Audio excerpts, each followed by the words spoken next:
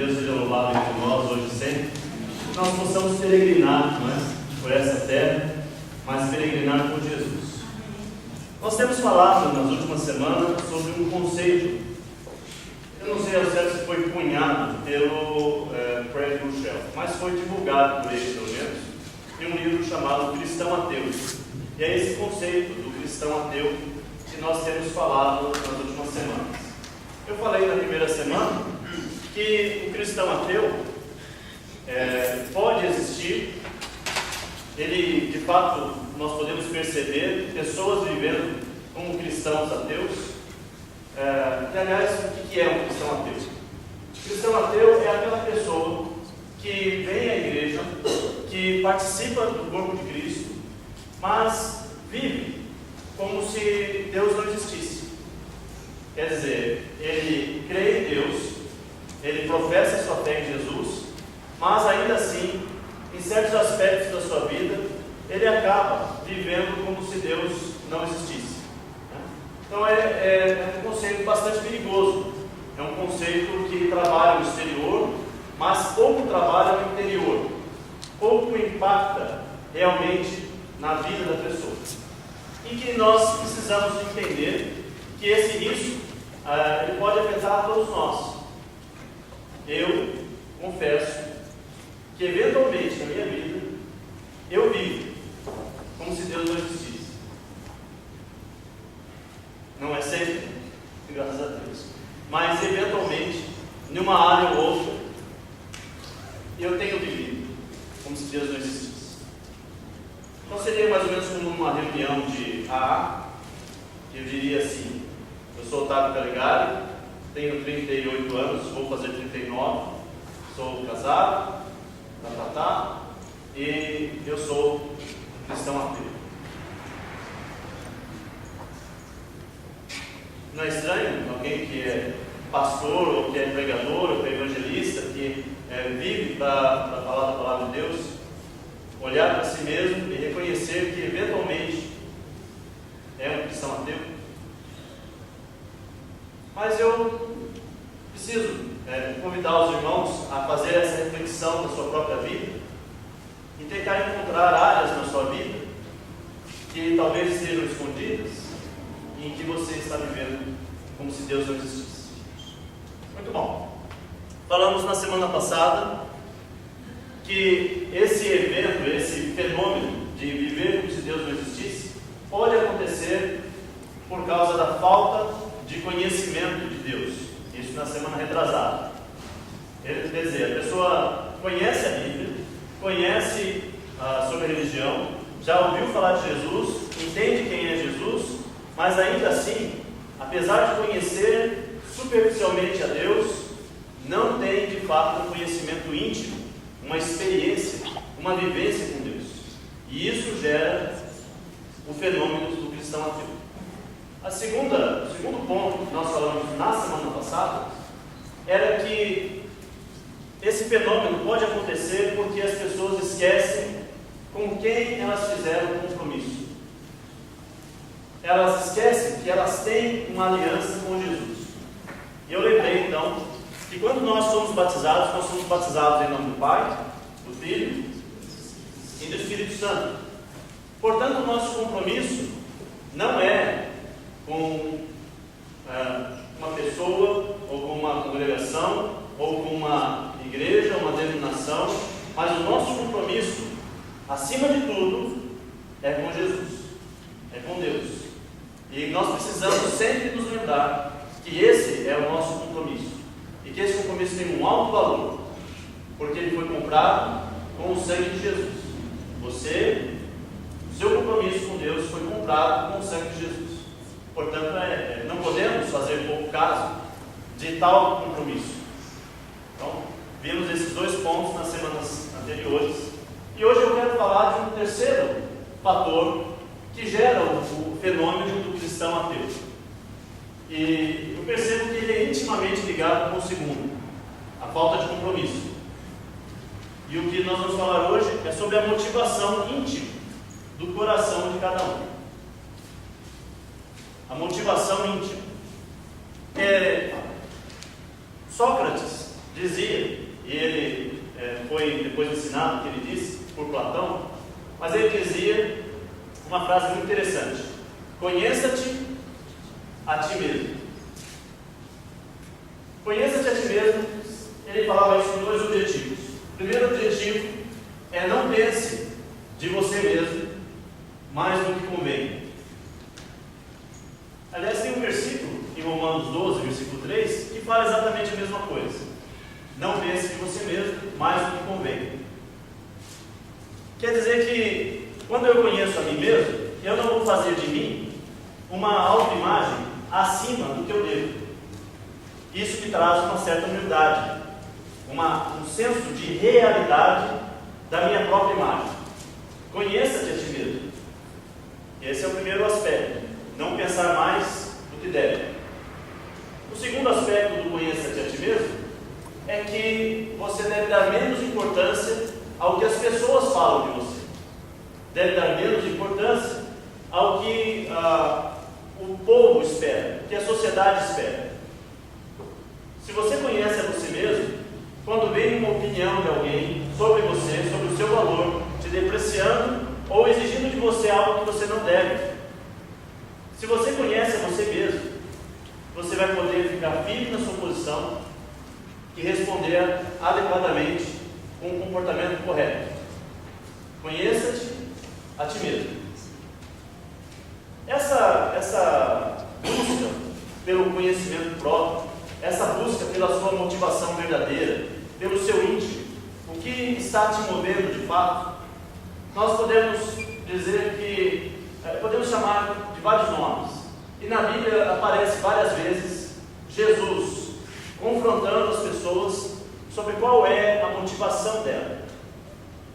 Eventualmente alguém trazia um aleijado para Jesus, um homem com a mão atrofiada, leva para Jesus porque era um sábado, e eles queriam saber se Jesus iria curar aquele homem.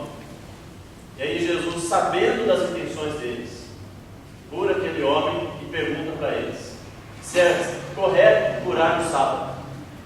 E eles estão bravos com Jesus porque eles queriam fazer um teste. E Jesus curou aquele homem e logo perguntou: é correto fazer o bem no sábado? E logo derrubou a tentativa deles de corromper o ministério de Jesus.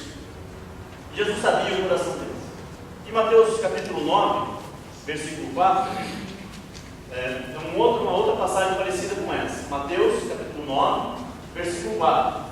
Um grupo de pessoas leva um homem aleijado a Jesus, descem pelo telhado e abrem o eirado, né? E colocam aquele homem na frente de Jesus, e Jesus diz àquele homem, o que ele diz? Estão perdoados os seus pecados. E aí todo mundo começa, nos seus próprios pensamentos, a dizer: quem é esse homem para perdoar pecados? E aí Jesus responde em seguida: sabendo a má intenção de seus corações. Veja aí, Mateus capítulo 9, versículo 4.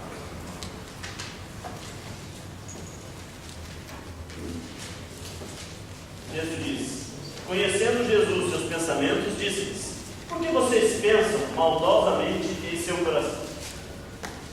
Então havia uma imagem daqueles homens diante de Jesus, mas dentro deles havia uma outra intenção, e Jesus está questionando qual é a sua intenção. Aqueles homens eram religiosos, fariseus, e eles tinham uma intenção na mente deles. E os fariseus são religiosos. E esse é o perigo da religião. A religião, ela nos atrai para expormos um lado exterior, para expormos e trabalharmos muito o lado exterior. E Jesus vem e está nos corrigindo mais de uma vez. Veja em Mateus 6, versículo 5. E quando vocês orarem, não sejam como os hipócritas, não sejam como aqueles que usam máscaras de teatro, porque eles gostam de ficar orando em pé nas sinagogas e nas esquinas, a fim de serem vistos pelos outros. Eu lhes asseguro que eles já receberam sua plena recompensa. Jesus está dizendo que há um grave perigo na religião, que é trabalhar no ser exterior, somos atraídos, nós temos essa tendência de querer trabalhar no nosso lado exterior. Veja a nossa sociedade aqui do Brasil. Um movimento muito forte que houve no Brasil, nas igrejas evangélicas, era um movimento, vamos dizer, pentecostal, mas uma grande igreja, cobrava muito dos seus membros sobre a vestimenta. As mulheres não podiam cortar cabelo, vestidos longos, calças não eram permitidas, não podiam usar maquiagem, os homens tinham que andar sempre de terno e uma cobrança muito grande com a aparência. Eles se preocupavam muito com a aparência e logo uns estavam julgando os outros, e quem não cumpria aquelas aparências era colocado como um pecador, porque ele não estava de acordo com as aparências. E aí então as pessoas não estavam se aproximando de Jesus pelo motivo certo. Eu não estou criticando a igreja em si, mas estou criticando esse aspecto da nossa sociedade. E ainda hoje no Brasil, nas igrejas evangélicas, há uma grande cobrança quanto ao aspecto exterior. Mas esse é o perigo. E nós precisamos entrar na nossa mente, nós precisamos fazer um teste na nossa própria consciência e verificar se nós não estamos fazendo exatamente isso que Jesus está dizendo. Não façam as coisas para Deus sem ser para Deus, para os outros, para que os outros vejam.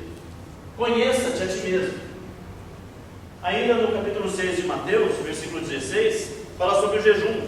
Quando jejuarem, não mostrem uma aparência triste como os hipócritas, pois eles mudam a aparência do rosto a fim de que os outros vejam que eles estão jejuando. Eles estão jejuando para quem? Não, eles estão jejuando para os outros. Eles querem que os outros vejam que eles estão jejuando. E aí Jesus vai falar, eles vão atingir o alvo deles. Eles vão receber a recompensa que estão buscando. Qual é a recompensa que eles estão buscando? Serem vistos, serem apreciados pelos outros. Logo, receberam já foram vistos. Os outros acharam bacana.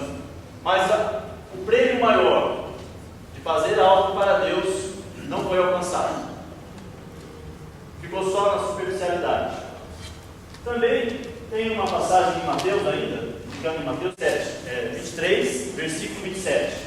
Jesus fala que esses homens são como túmulos caiados. Ai de vocês, mestres da lei e fariseus, hipócritas! Vocês são como sepulcros caiados, bonitos por fora, mas por dentro estão cheios de ossos e de todo tipo de imundícia.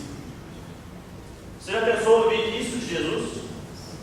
Deve ter sido muito duro para eles. Mas era importante que Jesus dissesse àqueles homens que eram os religiosos, que eram os homens que estavam buscando a Deus, liderando pessoas que buscavam a Deus.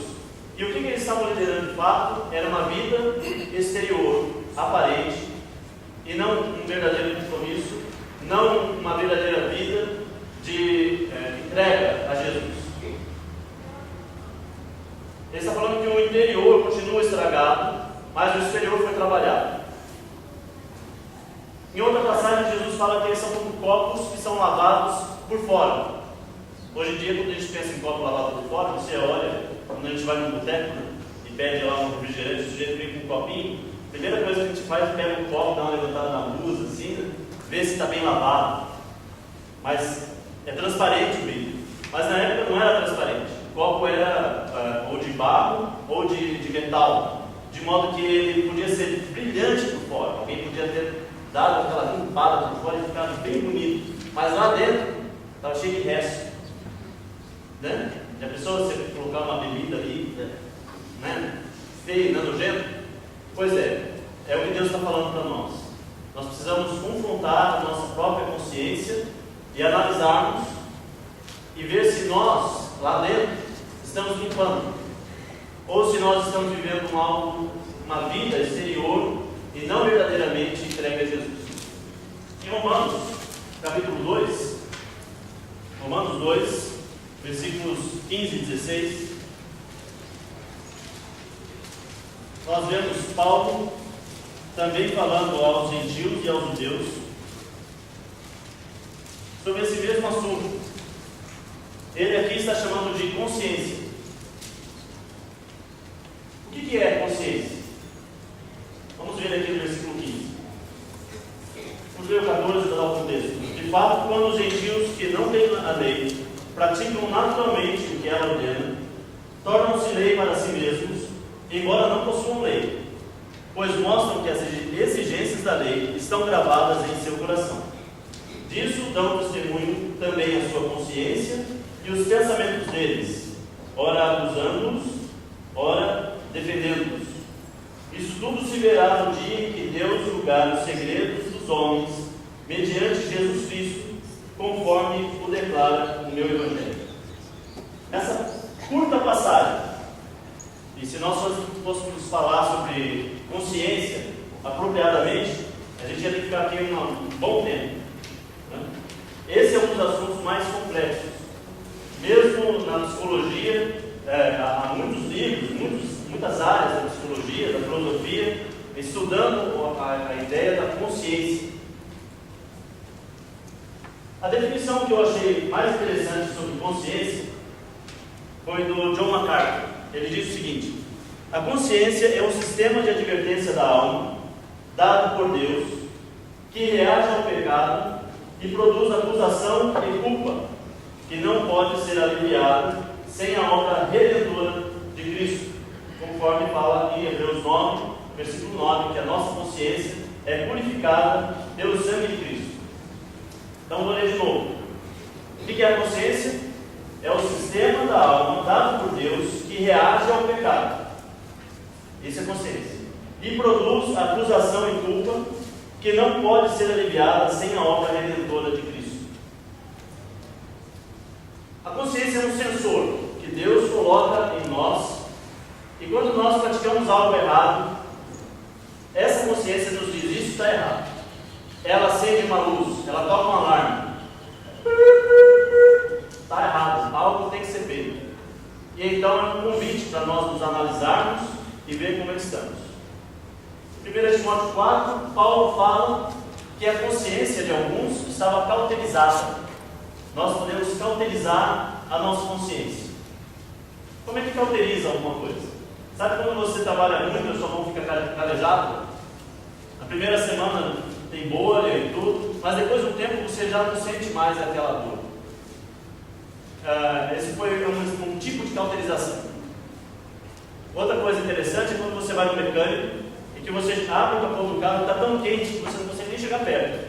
Aí o mecânico está acostumado com aquilo, pega a mão dele sem luva, sem nada, e pega o parafuso e aperta. Vai queimar a mão? Não.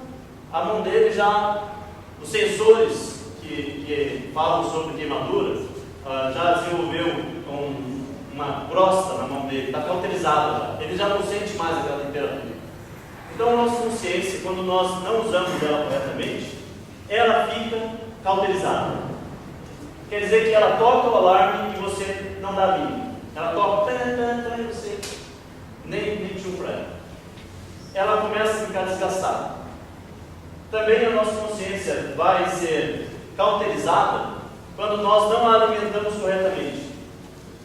A consciência vai funcionar bem se nós, é como se fosse um computador, um programa de computador, que precisa ser alimentado com a informação correta. Qual é a informação correta entre certo e errado? De onde vem a informação correta entre certo e errado? A cultura que nos diz, a sociedade nos diz, quem nos diz? O Espírito Santo de Deus. Através de qual meio? A palavra de Deus. Se nós não lemos a Bíblia, se nós não temos contato com a Bíblia, a nossa consciência, ela fica boba. Ela não serve de guia, porque ela não está alimentada corretamente. Ela, apesar de ser parte do nosso íntimo, a nossa consciência age como uma testemunha externa. É uma coisa muito louca essa. O que eu estou querendo dizer é que a consciência quer dizer saber como. Eu sei com a minha consciência. A minha consciência é eu saber que está dentro de mim, dizendo para mim mesmo que eu estou certo ou errado. É isso que é consciência. orientados com a informação do que é certo e errado pela palavra de Deus. Senão ela não vai funcionar bem. Deixa eu concluir, e eu quero falar alguns pontos sobre como nós fazemos para termos uma consciência boa diante de Deus. Em Atos 24, Paulo fala que ele se esforça para ter uma consciência sadia. Ele se esforça para ter uma consciência pura. Quer dizer que há um esforço, e a palavra esforço é a mesma palavra que ele usa para dizer o esforço de um atleta que procura se desenvolver na sua arte, na sua técnica. Como é que é a vida de um atleta? É esforçada. Que tipo de esforço? É um esforço constante? É um esforço intencional? É um esforço para melhorar em um certo aspecto. Então, o que a palavra está nos dizendo é que nós devemos nos esforçar da mesma forma que um atleta para termos uma consciência pura. Então, algumas dicas. Leve a sério o estudo da palavra. Leve a sério o estudo da palavra. Deixe a sua consciência ser encharcada pela palavra de Deus. Porque a boca fala do que o coração está cheio. Leve a sério o pecado. Não tente amenizar o seu pecado. Chame o pecado de pecado. Não dê um outro nome para ele. Não diga, foi uma pequena falha, foi um deslize, não, isso daqui é aceitável. Pecado é pecado. Pecado gera morte. Pecado destrói. Não dê outro nome para ele. Leve a sério aceitar o que a Bíblia diz sobre o pecado. Quando a Bíblia te confronta, dizendo que o que você está vivendo é errado, não tente achar um subterfúgio, não diga que não, a Bíblia é antiquada, não, a Bíblia foi mal interpretada, não, a Bíblia foi mal traduzida. É a Bíblia, é a palavra de Deus, e essa está falando para você. Pegue para você, leve a sério o que a Bíblia diz sobre o pecado. Leve a sério também ouvir a voz da consciência. Quando a sua consciência falar que algo está errado, leve a sério. Não deixe passar. Cuide dela. Leve a sério corrigir o erro. Quando a sua consciência diz que está errado, você entende que está errado, ao invés de falar, não, está errado, mas não dá para mudar. Está errado, então faça alguma ação, um plano, tome uma atitude para corrigir o erro. Leve a sério, profundamente, corrigir esse erro. E finalmente, leve a sério a purificação. Sem a purificação não podemos ver a Deus. É o que a Bíblia nos diz. Leve a sério. É um processo. Trate da sua consciência. Investigue os seus mais íntimos motivos. Por que você está aqui hoje? Talvez você está aqui hoje porque seus pais te obrigaram a vir. Sua mãe te acordou, você teve que vir. Não acontece isso? Como seu pai está fazendo algo bom, ele está trazendo você aqui, sua mãe está fazendo algo bom. Enquanto você é jovem, obedeça seu pai, porque é o que a Bíblia diz: honre pai e mãe, né? Esse é o primeiro mandamento que começa. Obedeça. Mas o bom é que o seu motivo seja que você ama a Jesus. Talvez o seu motivo seja que você tem uma necessidade, uma bênção que você está procurando. Talvez seja uma doença que você quer uma cura. Talvez você veio aqui hoje porque você estava se sentindo triste, precisava ouvir uma palavra de ânimo. Veio ao lugar certo, é um bom motivo. Que bom que você está aqui hoje. Mas o ideal é que o seu motivo seja: eu amo a Deus, eu quero adorar o Senhor, eu quero estar com Jesus, eu quero ouvir a palavra de Deus, eu quero me transformar à imagem e semelhança de Jesus. Esse é o seu motivo?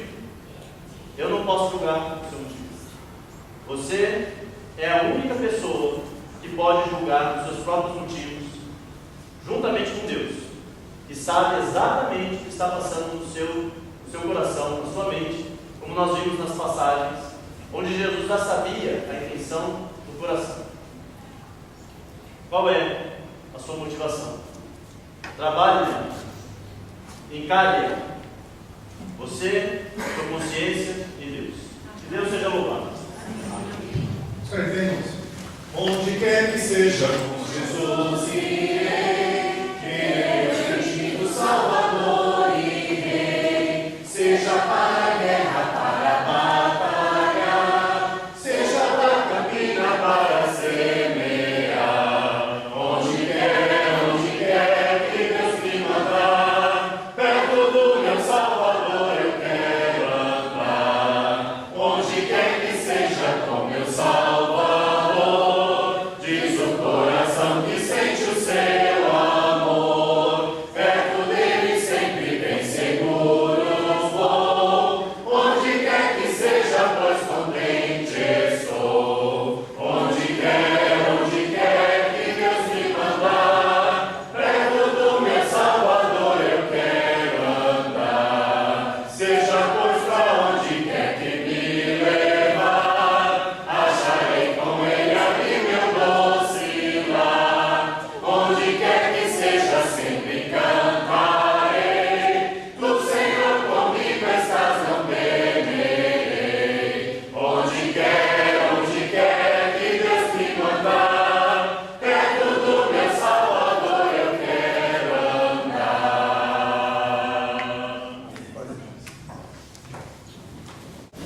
Eu espero que todo mundo tenha tirado um bom proveito deste culto. Sempre é bom louvar a Deus, reverenciar nosso Salvador Jesus Cristo. Espero que esse tempo tenha trazido para você enriquecimento, oportunidade para reflexão. Logo em seguida, depois da oração, vamos nos dirigir para o outro prédio, para as diversas classes, as diversas aulas da escola dominical.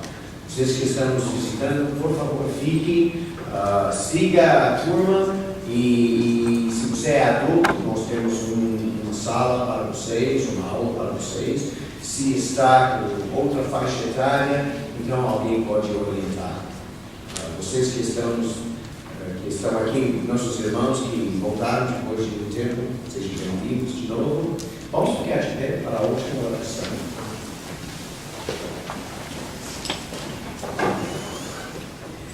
Nosso Pai, nosso Deus, queremos agradecer ao Senhor porque este dia o Senhor deu, presenteou a terra.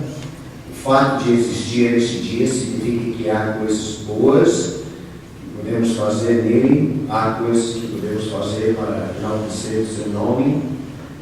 O dia nos dá a oportunidade para refletir sobre sua criação, sua bênção, sua salvação, 1001 oportunidades hoje para aprofundar nossa vida cristã, nossa própria vida em Jesus. E eu quero pedir que o Senhor esteja com cada professor da escola dominical, que cada um transmita o que estudou e que cada aula seja de